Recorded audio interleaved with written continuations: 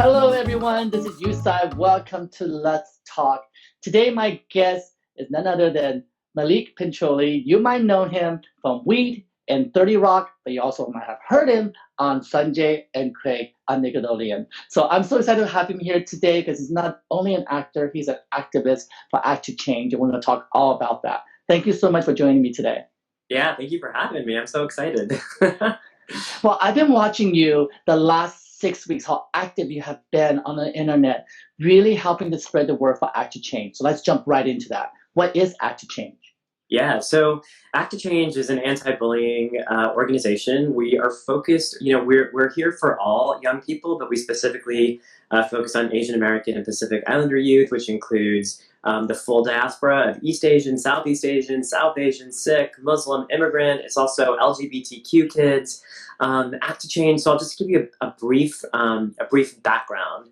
Great. So in 2014, I was appointed by President Barack Obama to serve on the President's Advisory Commission on Asian Americans and Pacific Islanders. And while I was there, the previous commission had started to work on anti-bullying efforts, but all of us commissioners were sort of tasked with what is it that we want to carry during our time on this administration. And when I looked at what they had started around the anti-bullying work, I was like, this is what I want to do. And so we actually formed the first ever AAPI anti-bullying task force at the White House.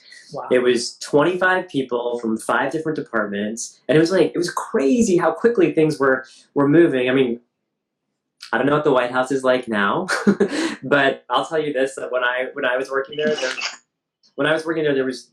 was such a drive to do good for the people, and we put together this task force. We went out, we did 29 listening sessions around the country. We met with parents, we met with teachers, we met with students, of course, and we talked to them about the way bullying was presenting and what we need to be doing better to eradicate it.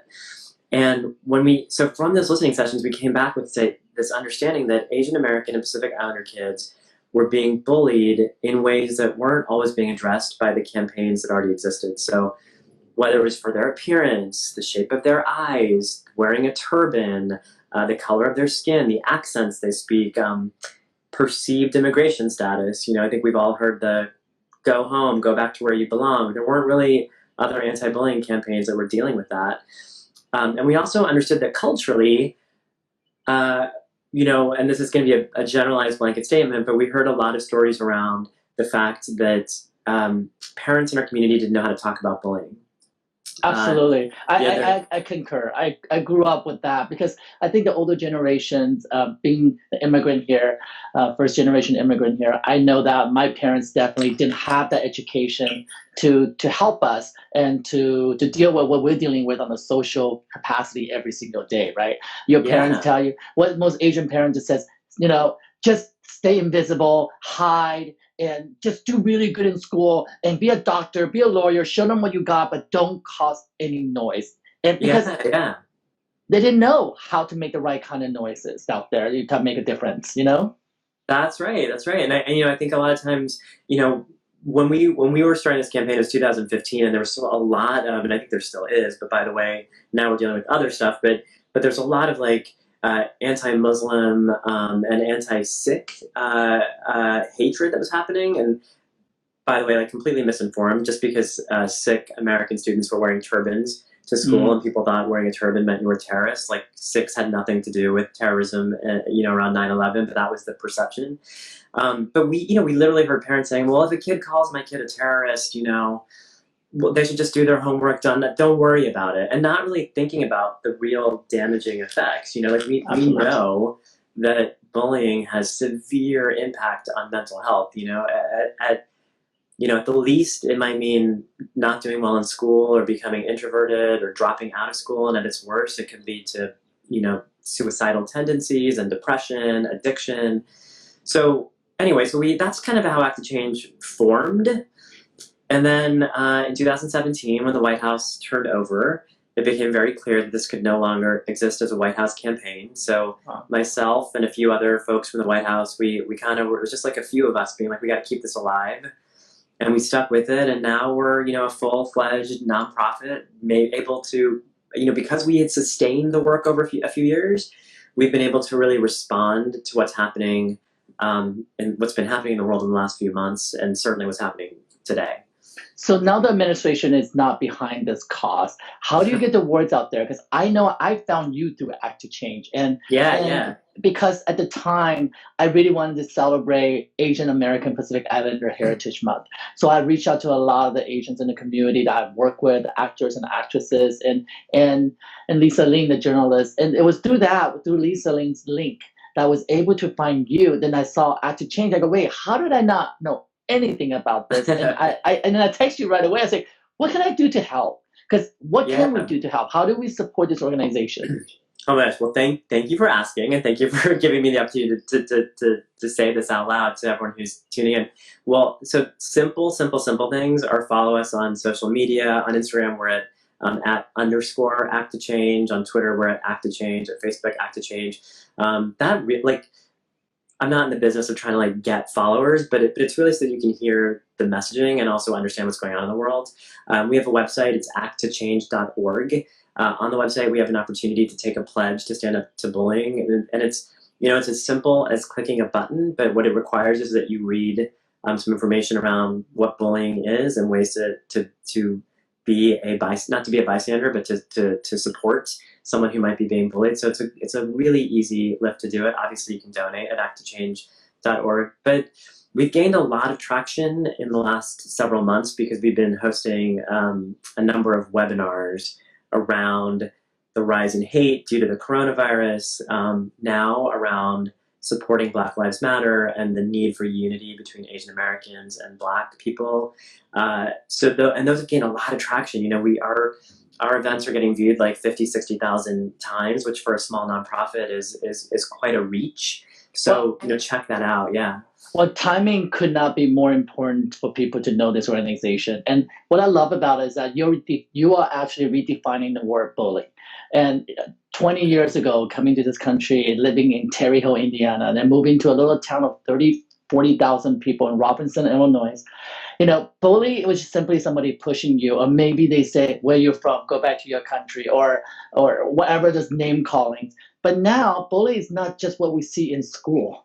Bully is what we see. We can walking down a public space, working out, and I saw this video today. I saw it, yeah. Young woman working out with a woman it's in my neighborhood. It's Torrance. It's 20 minutes away from me, screaming at her to tell her to go back to her country, and that to me brought back the 20 years ago me. Getting on the bus and trying to find a place to sit and hope that you're invisible so that you're not being bullied. But the word bullies now is synonymous with racism, synonymous with this lack of tolerance or understanding. I hate the word tolerance because why should we be tolerated? We should just be accepted. It's acceptance, right? So I think the vernacular is beginning to change in our world right now. And it's so important to know for people who are watching. When we talk about anti-bullying, it's not just, 5-year-old and 6-year-old on the field and they're fighting and you tell them, don't do that. That behavior stays with the kids and grows into high school. And God knows high school is the most vicious time. And go to college. And then we are seeing it now and realize that isn't everywhere we see, everywhere we go. And I think this is the time to really define what bully really means in our society and how can we collectively as communities, fight against that. And we're seeing that every single day, So there's so many things we need to talk about. One, Indiana, because I lived in Wabash, Indiana when I was a little kid. Also, I didn't realize the Illinois connection. I went to college in Chicago, outside of Chicago. Wow. So, yeah. So there's a Midwest boy at heart. But that thing that you were saying. Sorry, were you to say something? I'll give you a little note of Terre Hill, Indiana, which is really bizarre. It's where the Grand Wizard lived. And so bizarre that we lived there. And when we moved to Robinson, Illinois, because it's 20 minutes outside of Terre Hill, Indiana, because my dad could not find work as a photographer. He was a photographer and was young and in Taiwan. So he opened a Chinese restaurant. And we were feeding white people. There was no Asian people in our community. But when they were done and sick of broccoli and beef, we were done. We had to get out. Yeah. That was it. It was the acceptance of the love. You can feel it. because we were there to provide a service. When that service is no longer needed, that pressure came down to us so heavily that when we visit California for the first time, I mean, the kids, my brother, my sister, and I just like, we're gonna stay. You go back and pack. We're not going back. There's no way, you know. And and I got in fights in school all the time. It because you're different, because of skin tone, color. I was different. They couldn't figure out in Terre Haute, Indiana. They couldn't even figure out what Chinese, Japanese, Latin, whatever that may be. They were calling so many different names. Didn't even matter to me. It didn't bother me until they landed the right one. You know, like, oh, now that's not okay. Right. I feel like that's exactly what's happening now, right? But all the blanket, people throw insult in a giant blanket way so they can cover it, just make sure they cover it. And I find that in our industry, in fashion, I find it in photography, I find it in TV production as well. I think we're all, everyone in the industry is trying to take responsibility for those actions now. And because we're all in some ways guilty of allowing those behaviors to happen, whether it's on our set or on a photo shoot or just among friends joking, right? Because now I'm more careful now, and I wish I don't have to be, because to know what's sensitivity, what are the things that it's okay to say, and what you believe, that you need to know how to express what you believe, because a lot of times you are misconstrued.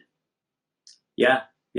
It's so, you know, I just want to say that thing with that idea of it staying with you, and the story of you, you not wanting to go back once you got to California. I mean, I remember so we moved around a lot when I was a kid, and I lived in Dayton, Ohio, and Wabash, Indiana, and then Houston, Texas, and then Tampa, Florida, all before I was like 8 years old. By the way, like all super red slash swing states, and you know, not the easiest place to be, I guess, a minority. But I remember in Tampa, Florida, being maybe 12 years old. I'm not even sure. And my mom, we're driving down the highway, and my mom gets rear-ended. Clearly the other person's fault. We get out of the car, and it's a white, athletic, kind of like, you know, classic sort of American dude. And he says to my mom's like, we need to call the cops or whatever. And he says to my mom, why don't you go back to your own country? Now, a million things have happened to me in my life between like 0 to now, but it stays with me. Yeah. Like, and some, you know, sometimes when I forget it, something will remind me that happened.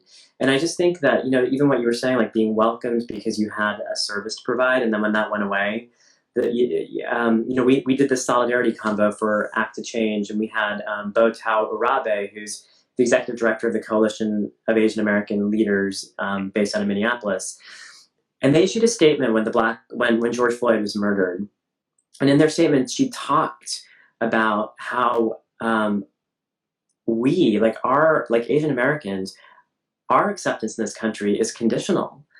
And we find out that the racism comes up whenever there's an incident that allows it to sort of to release this underbelly of racism. You know, we saw it like post 9/11 with people who look like me. We saw it with the coronavirus with people who look like you. You know what I mean? And so this idea that we're still not thought of as fully American is a real problem. And I had a friend of mine call me the other day. He said to me, hey, can you stop calling yourself Asian American to say you're American?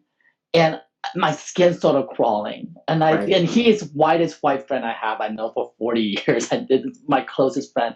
He goes, wouldn't you think that would just stop racism when you guys stop separating yourself from the pack? I didn't even know how to have this conversation with him. Yeah.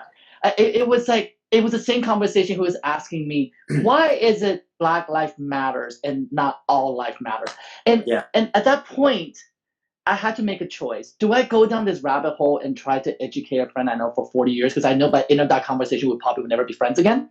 Or how do I, so I told him I had to go. Then I started sending him links of articles for him to read. So at least it didn't come from my voice, like maybe perhaps you will understand. I know it was with all good intention, right? For him, it's like, I love you, Yu Tsai. I know you for this many years. I don't see you as Asian American. I see you as American. But I said to him, but I see myself as Asian American because the society will put us there. And I embrace it so you can be reminded that we can be inclusive, being different. And it's the fact that you did culturally for 400 or 500 years, you didn't include a huge population of people who have darker skin. It's where we are today. And that's why Black life matters. Oh my gosh. Thank you for saying that. Yeah. It just became so passionate for me. But those are the things that you hear, all the time. And I'll think back when Crazy Asian was out. And I cannot tell you how many white friends of mine, Caucasian friends of mine, called me and said, I didn't know Asian people were funny. Oh my God. Okay. I go, do you know that's pretty much racism, what you just said? Wow. Wow. But it opened up this conversation I can have with my friends. I go, okay, guys. And that's what I find now is very interesting, because people are not educated to understand racism in the Asian culture. Perhaps in a black and white world, or the black race and the white race, it's more easier for them to understand. But in that shade of black to yellow to white, there's a gray area that they don't know they're being racist. Yeah, I know that for sure. I feel that, Well, I feel like that argument of like, I don't see color. I mean, so to me, the problem with that the idea of like, you should just think of yourself as American, is that the default in our country is white.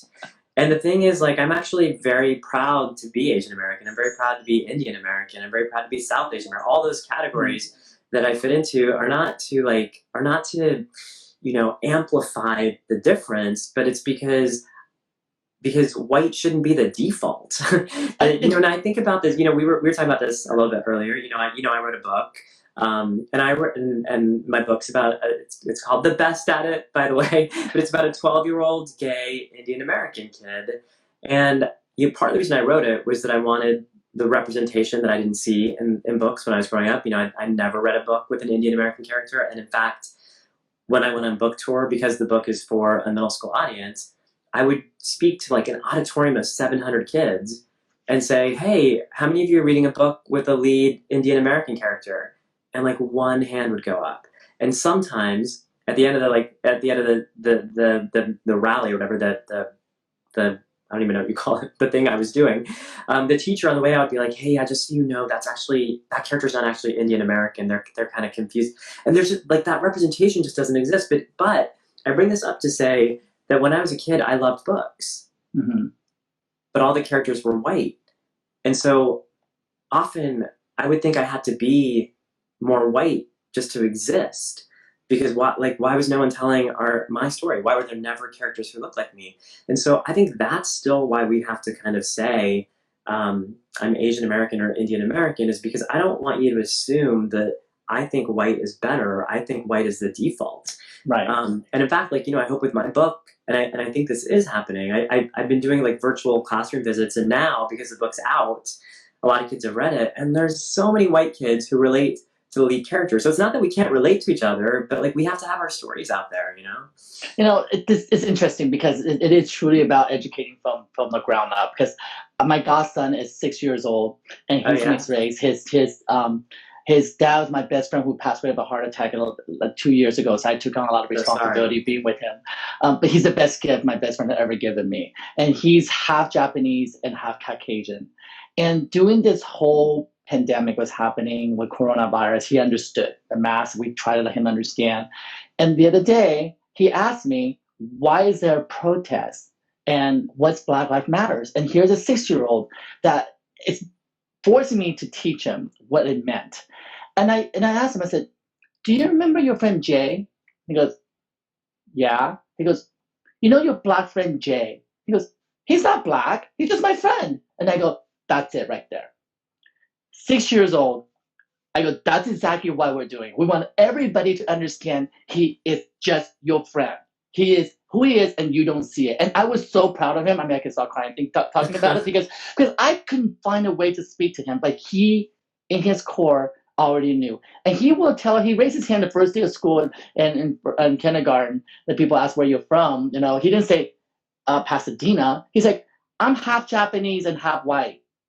And I've been to Japan, and I'm just it just makes me smile. I mean, he goes to school in Pasadena, so it's very integrated. It's the gay parents, which is amazing. And I think when I see that, I know the foundation, having books to start educating kids at such a young age is so important. And like you said, it's truly about reflection, right? I'll tell you a funny story. I used to work at Disneyland as a dancer, and I Oh, always say it again. Say what? I used to work at Disney as a dancer when I was young. Oh, wow. And oh my gosh. there was no parts for me, right? So I'm always in a mask. Always in a mask. And once in a while, I get to take my mask off and I'd be one of the dancers. And there was only, I can count on my hand, 3 Asian people in a parade.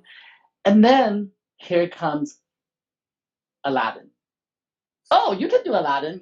And I go, guys, don't you want to find an Indian guy to play Aladdin? But that's how oblivious the world was, right? It's like, wait, you masked me the entire time for 3 years I'm working with you, and all of a sudden my mask can come off because my skin is darker in color. That stuck with me forever. And then, of course, by the way, I got my equity card playing Aladdin. But that's what it was. Literally, they were like, "Oh, if you're brown, then you can only play the brown parts." I mean, it's like, and there were so few brown parts. I mean, but it's awesome. But for me, when I look at your career and where you are right now, and using your platform to spread love about dark-skinned people in general, and it makes me so proud because I definitely grew up in a very different way, where I did look on television and wondering if anybody looked like me. I mean, at the time when I was younger, only thing I remember was Joy Luck Club, and there was Connie Chung. Right. Joy Luck Club, and it's stereotypical what Asians are supposed to be, which we find that movie as a comedy, by the way, in our culture. We think Is that right? Yes, and we quote it. Every time we get together New Year's, we start acting like, I'm Waverly for sure. Are you, like, we quote it as a joke because it's so crazy stereotype and funny.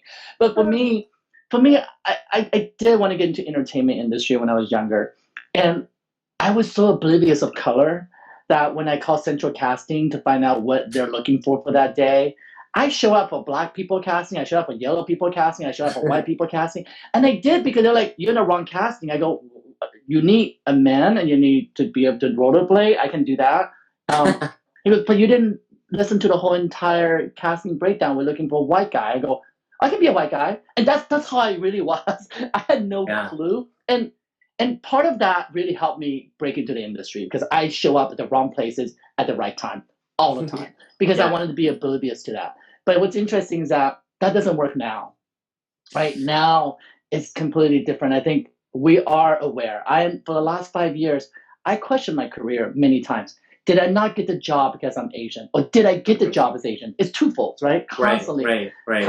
And then now, within the last 6 weeks, seeing during the time of pandemic break, and this breaks my heart, is that when the coronavirus started hitting the States, I started wearing masks.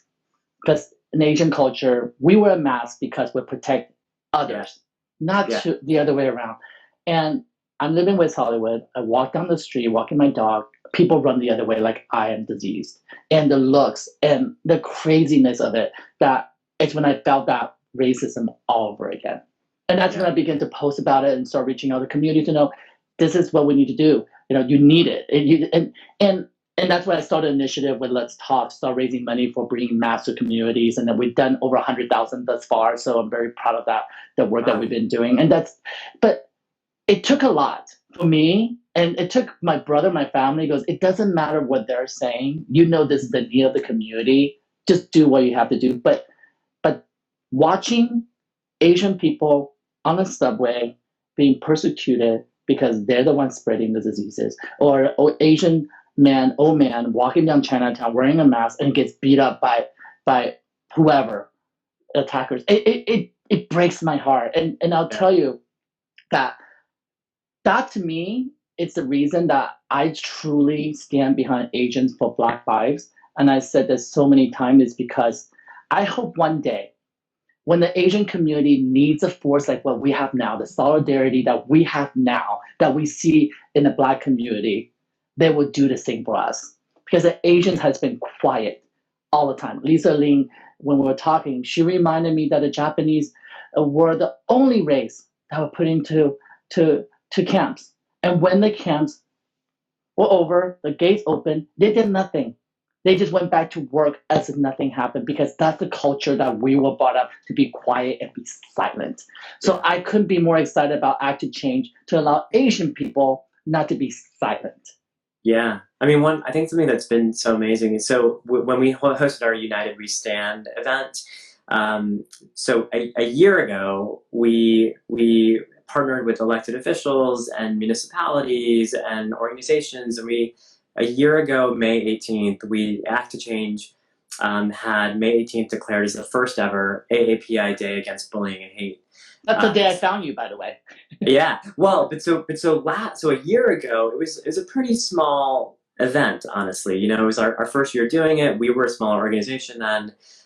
This year, for May 18th, and I do think this is largely in part to what was happening in the world, what was happening with the racism against Asian Americans. We had 200, I think, partner organizations that signed on to the day, and that included, you know, the full diaspora of like elected officials, every major city across the country, organizations that span, you know, LGBTQ organizations that their focus isn't just AAPI stuff. You know, we really brought all these people together, and for that Day Against Bullying and Hate, which you saw, you know, it was Lisa Ling and Daniel Day Kim, but it was also Padma Lakshmi and Tan France, and we literally brought together the full diaspora of Asian Americans, and Helen Zia. So May 18th, just a like quick educational lesson, is the birthday of Vincent Chin, who was a Chinese American man who was murdered in 1982 in Detroit on the night of his bachelor party by people who thought he looked Japanese.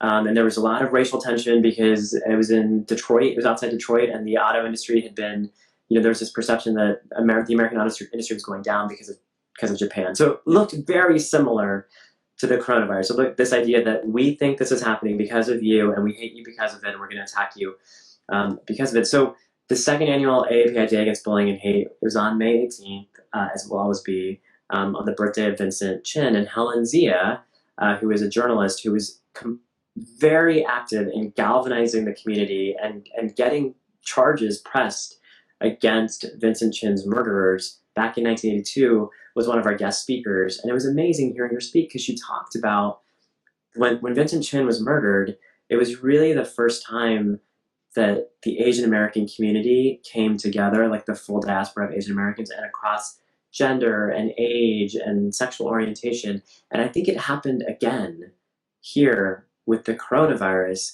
And what's kind of amazing to watch is how I have gotten the sense that our community, I don't want to say it's for the first time because I don't know like the whole history of it, but we have this coalition of Asian Americans coming together. And then when George Floyd was murdered and we hit this enough state around the murder of Black people in this country, I do believe that we have finally begun to see our fight tied to theirs, and we are all really coalescing. And I think you really see it across social media. You really see it with like our generation and younger.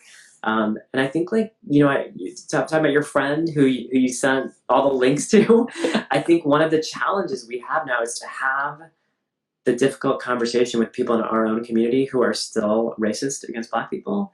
And by the way, I think we all have inherent racism. We have to find where it lives inside of us and address it. But certainly some people have a lot more than others. And we need to have that conversation. And we need to, you know, if it is arming ourselves with the information, we need to educate ourselves and have the links to send out. You know, we need to have the information. And by the way, like, it's not on Black people to educate us, and it's not on the elders in our Asian community to educate us. It's our responsibility to educate ourselves. You know, and it's true. When I follow a lot of the people in the community, the Black people in the community, and I work a lot in the industry. And as a photographer, I was one of the minority to have 2-year scan shooting for magazine like Essence magazines, and I always champion for the minority type of work. For example, as you know, for Asian people, a lot of them who become very successful in America do not go back and celebrate their own heritage, and that's something that always bothered me. And I purposefully would look for the projects that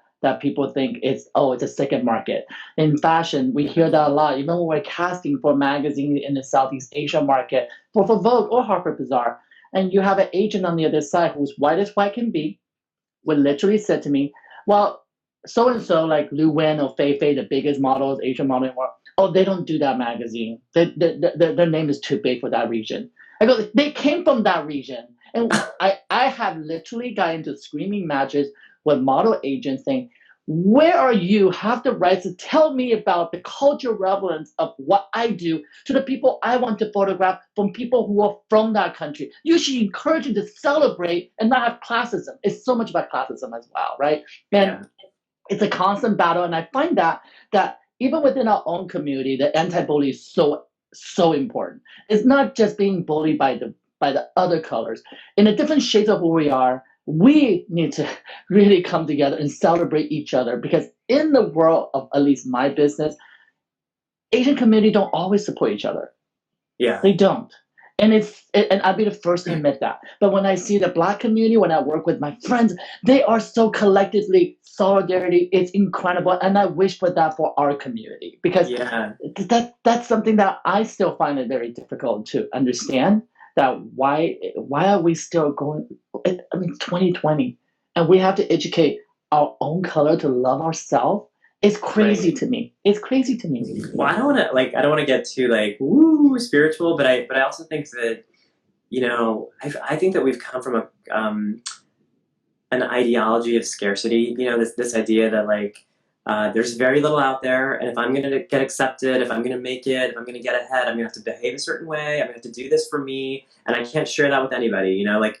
And I do think that hopefully, I know that I personally am moving towards this, and I hope people are moving towards this, but this idea of abundance, that actually if we all just help each other, we will all move forward. We will all move forward together. There's enough for everybody. We don't have to fight for the scraps at the bottom of the barrel, you know? And I think that that's, you know, when I hear you talk about these stories of like, oh, I don't do that magazine, I only do the big white people magazine. I think part of it, I don't know, I'm not those people, but I think part of it, I know in situations that have felt similar to me, that part of it came from this idea that like, oh, if I do that, I'll be seen as too Indian, I'll be seen as too this, and I need to be seen as this in order to succeed in this world. And I think that's changing. It has to. It has to, right? Yeah.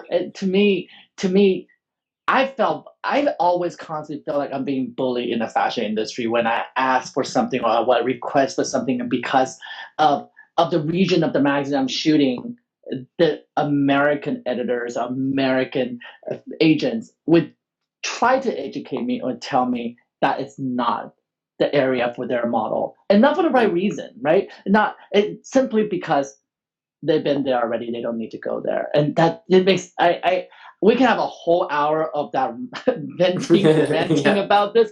But one of the reasons that I'm being so vocal about it, because I think it does need to come to the surface. There are amazing Asian designers like Jason Wu, who is so inclusive in what he does. I have him on the show, and after that, I felt so close to him because he's Taiwanese as well, and he really embraced the idea of the cultural diversity from different colors and coming together. But I can tell you, I have reached out to many Asian designers to come on the show to speak to me.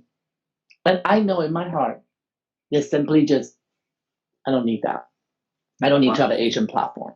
But I'm telling you, if you guys are watching or somebody's sending to the people because you guys know who you are, you have to have your voice heard in our own community first. You got to fix your own community first before you can try to assimilate yourself into a community that you think you're the only one. Because being by yourself doesn't work. You can learn that from the nature. Fish don't swim by themselves; they swim in schools, so they don't, so they're stronger together. It just that's my learning right now, of tolerance in a way, of understanding in a way, or accepting that that's their journey and I'll take my own, and find peace in it. Because in the very beginning of having the structure of getting on here and having my voice heard, it was a bit of a struggle, right? There's a balance. I have to go, oh, can I say these things? Can I be dishonest about this situation that happened? And then I realized everybody's going through this at a very different speed. And we're all trying to find out what is appropriate. And we've seen that in the movie, in movies that we just heard from Gone to Win is pulling up, and we just talked about this, that the language of the word urban is no longer going to be in the music genre, and that's called progressive. These are all learning that we're over inundated with right now, and I am struggling trying to figure out what is right thing to say still. Yeah, I know. I mean, I think that it's like a slightly uncharted territory, and we're probably going to make a lot of mistakes. And like, I have to be honest, like when I read the news about Gone with the Wind this morning, I was like, gosh, I haven't seen that movie in so long. I guess in my mind, I was like, this is just a movie of a certain time period, and this is actually what happened. And I also know that like Hattie McDaniel was the first Black woman to win an Oscar, and that's her performance. So I was like really surprised. And I have to be honest, I just read about this morning, and I haven't read enough about it, so I don't know. Like, maybe, are they going to reinstate it? Are they going to? I don't know. Like, what the thought process was. The thought process is to make sure that the disclosure to let people know this is a bad depiction. This is a characterization of slavery. We're not celebrating the South or the North. We're not celebrating conservatives. We're celebrating. They want to make sure the movie is being watched as not even an entertainment, not a celebration, but in a way of just this is a conduct and product of this time, and that's why this movie was made. They just want to have that disclosure to be there. But how far do we go? How far do we go? Do we go back into Breakfast and Tiffany's and say, no, Mickey Rooney pretend he was Asian and he had buck tooth and he was playing an Asian character? Right. Do we now take that movie off circulation as well? I don't have an answer for that. But when they talk about Gone with the Wind, first thing I remember is, oh my God, remember Mickey Rooney? Right. So it's like you said, it's absolutely right. It's uncharted territory, and our moral compass is being challenged every single day right now. One of the most beautiful thing I read the other day, and I thought was a really good checking point for myself too, was that when I saw the Teen Vogue editor-in-chief, Lindsay People-Wagner, she posted on her Instagram, and she said, if your feed does not have enough color, you need to check yourself. Truly, if you want to start posting a black blogs and just say that Black Lives Matters, when did it matter before? Do you have Black friends? Do you understand the culture? Do you read? And I think that to me at that moment, I did go back and go, we got to make sure we check ourselves. Are we being responsible for our own behavior? Are we taking responsibility? And I thank her. I emailed her immediately. I said, thank you for that notion. Thank you for the reminder. I mean, obviously I worked with her and we shot covers together but for me, I think that's what's going on right now personally, is it constantly going to a check stop and go, where am I? Where's your moral compass? And how do you adjust with the world that's happening? And hopefully we're not making more mistakes as we move forward. But also I would say, and this might come back to bite me, but I would also say that if, with a lot of movements that happen, there's the pendulum swing, and if the pendulum on this side included slavery, Japanese internment camps, and the pendulum on this side means a movie gets taken down for a day, like, at least we're trying, right? Like, yes. Okay, that's not that bad. Like we will hopefully land in the place that's like we can treat people all equally and maybe have a few conversations out here that don't have to be so PC or whatever, but let's aim for kindness, and if kindness means a little PC right now, then great. I'd rather have that than hatred and violence and bullying and all of that. So and I make a joke of this. We had the conversation earlier, and I think it's important for the viewers to know that you got to find your own way to balance yourself. And my close dear friend, co-worker, Miss J from American Next Top Model, we have this, since the pandemic started, we had this bond that we say, let's check in with each other every day. It was a 1-minute conversation before. It becomes like every single night that we have an hour. Before we go to bed, we have an hour. Just check in with each other, how you're doing. And it's interesting to see what happens at the very beginning. He's checking on with me going, are you okay with your mask thing? Are people still bullying you? And then I'm going, I need to send you masks. You're going to need it. And to now, he's asking me, so Asians for Black lives, where are you at and how do I support you? While I'm going, if I say this, if I post this, am I being racist? And it sounds really stupid. And I know by even asking a question, is it racist? You probably is racist. But I'm trying to learn. I'm trying to figure it out. So he's teaching me along the way, and I'm trying to bring the yellow conversation to him along the way. And because we both are so irreverent to what we do, and we kind of just we walk that line really, really close when we do our TV stuff, because we're the funny characters that people see. So now we're actually checking with each other going, is this too far? And will this come back and hurt us? Oh, we're hurting a community that we're not even aware of. And that's a conversation I have him all the time. And I'm inviting him to come on in 2 weeks, because I love for him to share his process. I can't wait to watch. Yeah.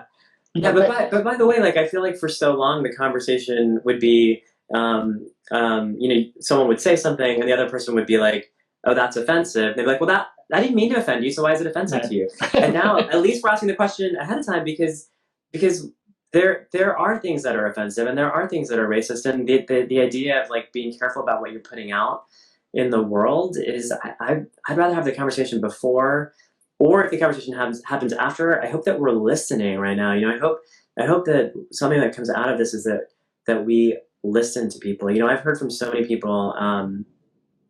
This is like a crazy story. I won't go into specifics of who, but someone who I think is pretty liberal, pretty like well-to-do, lives in New York, supports the arts, like someone who I think is kind of on top of things. And when I told this person about Act to Change, and I was like, yeah, I've co-founded this anti-bullying nonprofit. It's for Asian American kids, and he literally was like, well, I would never support that. And I was like, what do you mean? And he was like, well, look at you. You're fine. You're all fine. And it was like literally the model minority wow. man in a thing. And then I said to him, and this has stayed with me forever. I said to him, I was like, well, let me just give you an extreme example. One of the populations we serve are Sikh students who wear turbans to school. And, we literally hear stories about a kid being sent to the emergency room or the hospital because he was called a terrorist. And he jokingly said, well, maybe if that kid's parents stopped blowing up buildings, he wouldn't have been called a terrorist. And I was like, I don't know if you realize how racist that is, but it belies, like, there were so many thought processes that revealed to me. The thought process of like, you guys don't need help. You're the model minority. We can joke about terrorism, and I was like, wow, like this is like literally what's sending kids to the hospital.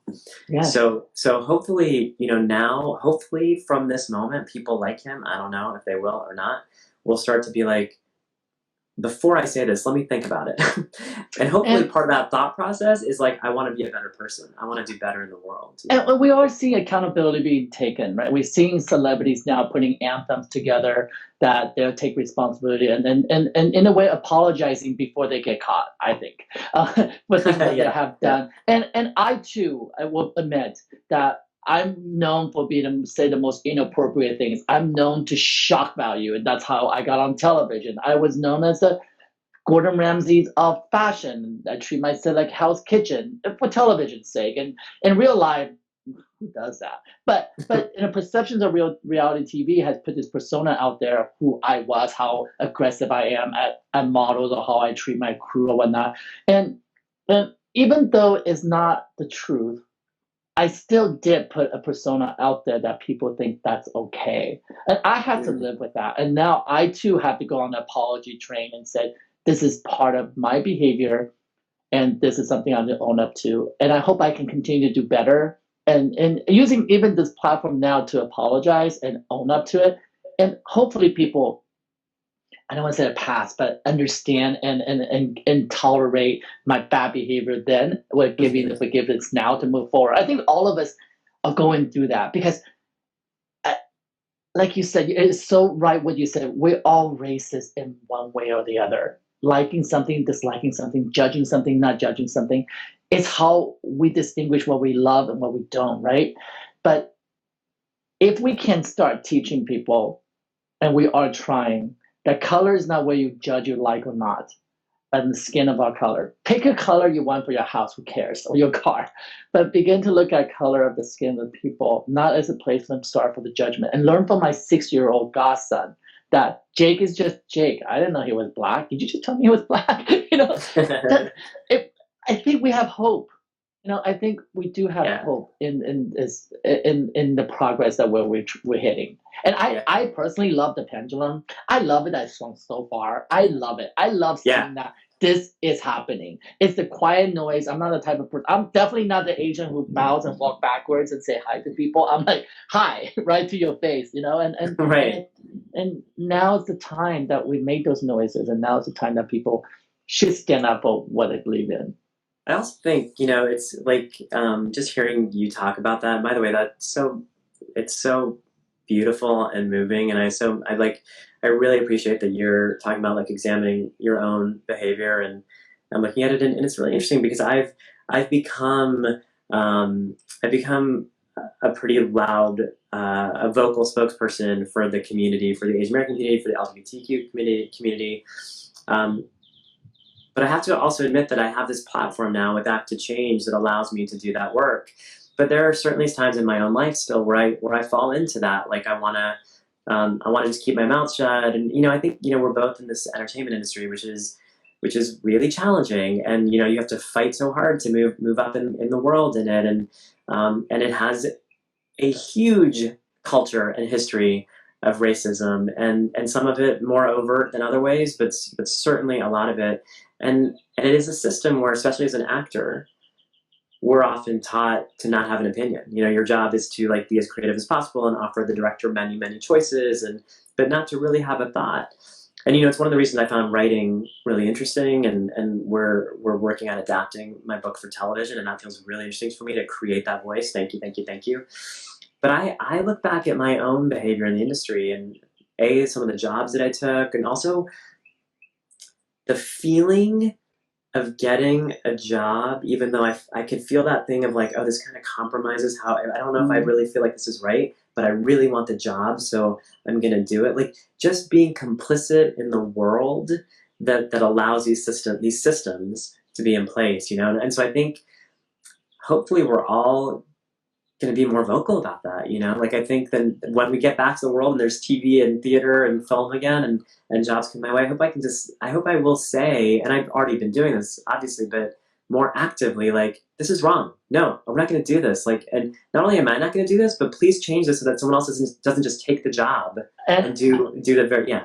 I agree with you. I could not agree with more. And one of the things that I believe that will help our industry in both in the TV world as you are, and I do TV productions as well, or in the photography world, is that look around of your crew. Look at your crew. If there's not all shades of color, there's not LGBT community in that crew, then you need to check yourself, because all those voices need to be heard, and what they bring and what they contribute on set affect the end result of the messaging, what you're trying to tell as a storyteller, right? That's what we're doing. All of the storytellers, we're talking about experiences, we act through our experiences, and directors are telling stories through their experience and their own point of view. And how can you have a singular point of view now? It doesn't work. And yeah. I know that, when in the last 3 years, we make effort to make sure that women on our set, because women are not represented in my community at all as photographers or assistants. Because people are like, well, girls can't carry that stuff; it's too heavy for them, or whatever reason. Wow. Of course, And I tell you, my crew, they carry heavier than me. I'm like, she's badass. But that's the whole idea. If you look around, you don't have all shades of color rainbow around you, you're probably not in the right place. And it starts from your own community, from your own work. And I am actually loving the fact that we're all big brothers now. In a way, we're checking each other's behaviors. We're reevaluating the brand you support. But you're looking at where the money is going that you're sponsoring for. I go through this struggle a lot, and I've been talking to the beauty industry a lot the last couple of weeks, is that when you find out the owner of Estee Lauder is giving money to Trump, same month as Trump is going to the Supreme Court trying to overturn gay people be able to adopt children, while they own the brand MAC, which is represented by the gay and lesbian transgender community as influencers selling their product at the same time. My mind just goes boom. What do we do? You tell our community to stop using their product, and they're like, but we need to make money because we're influencers and this is what we do. We're makeup artists. We need to use this product. Where do we begin to pull the roots for this problem? And I don't have an answer for it. And I've asked many of my beauty friends and colleagues, and they really, we don't know what to do. Because how you can't ask somebody not to make money, right? You can't tell them to quit their job. Right. Right. Mac creative director Drew, who was at Paper Magazine, was our American Next Top Model as well, and he represents the gay and lesbian gay community. He's amazing and he's super creative. And he's working at a company. The money is coming down the pipeline of someone who's actually trying to take our rights of it. I don't know how to feel about that, and that's another 3-hour show. Oh my gosh, yeah. I mean, it's so complicated, and when you start to dig into it, you're like, you're like, wait, I can't shop anywhere. I can't buy anything. I can't go to any gym. And we, like, it's like, the CrossFit. it's so I mean, all of a complicated. sudden, the owner of CrossFit is now the racist. Like, oh, now maybe I can't do CrossFit anymore. I can't go to Equinox because they gave money to Trump. I don't have an answer for you guys out there, just so you know. I'm going through the same struggle as everybody is. I wish I had that compass and the meter just say, screw all those. I will just not go to any of those things. But when I started looking at all the product Estée Lauders make, I was like, oh, wait, they own Clinique, and that's what I bought my mom for Christmas. Oh, no. And they also own Aveda, and I love the hair. I love the shampoo. Now, what do? I don't know. Yeah. I don't know. And perhaps, it takes the internal team to protest and get those people out of there. Because and I posted this the other day because, and I love this philosophy, this idea. People talk about the cops and all the riots and say that Trump would say there's only few bad ones and majority are good. And I don't know if this works in the Indian culture or other culture, but in Chinese, there's a saying, one rat poop ruins a bowl of rice. One single dropping of rat poop, because it looks just like rice, right? One rat poop ruins an entire bowl of rice. And that's pretty much what's happening right now. Talking the rat shit, Get out of my bowl. Get out of my rice bowl. I'm not being racist when I say that because I really do love rice. And rat shit comes in all different colors too, so don't come for me about rat shit either. I'm just giving you a philosophy about, but you understand the visual. It's really true. I do. Oh my God. One bad apple ruins a whole bushel. That's where we're at. Well, thank you so much for being so candid, and I feel like we're gonna be friends for life. I love you already. 100%. Thank you so much for having me on. Thank you for using your platform too. Oh my gosh, it's so incredible. Well, now I know how I can help, and anytime you need me to be the loud Asian voice, I'm right there with you. I will champion for you. I will be there for you, because I thank you for representing the gay and lesbian transgender community as well, and being so vocal, and for me to be able to look on TV and go, oh, I have a Latin brother. I love that. Oh my gosh, I love it. Bonded for life now. Well, thank you so much, and thank you for keep on making changes out there. And guys, make sure you pick up the book. Where can we get the book? The book, you can actually buy it anywhere books are sold. Really, I would encourage you to I have a website, maulikpancholy.com, and if you go on there, this is like so convoluted. There's a link that actually HarperCollins has set up that like literally links to independent bookstores. You can of course go to Amazon or Barnes and Noble. I'll put a link with this video so you can just click on it. Yeah. That would be amazing. I want a signed copy. Oh, done. For my beautiful godson. Done. I'll end with this, that I just did a virtual school visit. It was a school in New York, and the kids had all read the book, and it was like a pretty small group of kids. And it was, their teacher was amazing. And she was like, listen, we've been talking about the protests. We've read your book. We have a gay straight alliance for our middle schoolers. And I was like, you know what, this is hopefully the world we're heading into. But she also shared with me that like the kids love the book because they're like, we've never seen a character like this before. And so as far as we've come, we have still so much work left to do. So just thank you for having me on, and thank you for doing the work that you're doing. Well, thank you being you. Thank you for being the reflection that we all need to see. Thank you so much. Thank you. Thank you guys so much for joining me today. I love my conversation today. I love my journey with Maulik, because we have so many similarities. At the same time, we come from so many different backgrounds and have different ideas and thoughts. But at the end of the day, we're together of one messaging, is that please check out Act to Change and help us stop the bullying out there, and not just in schools, but in the everyday life that we live. Until I see you again tomorrow, bye-bye.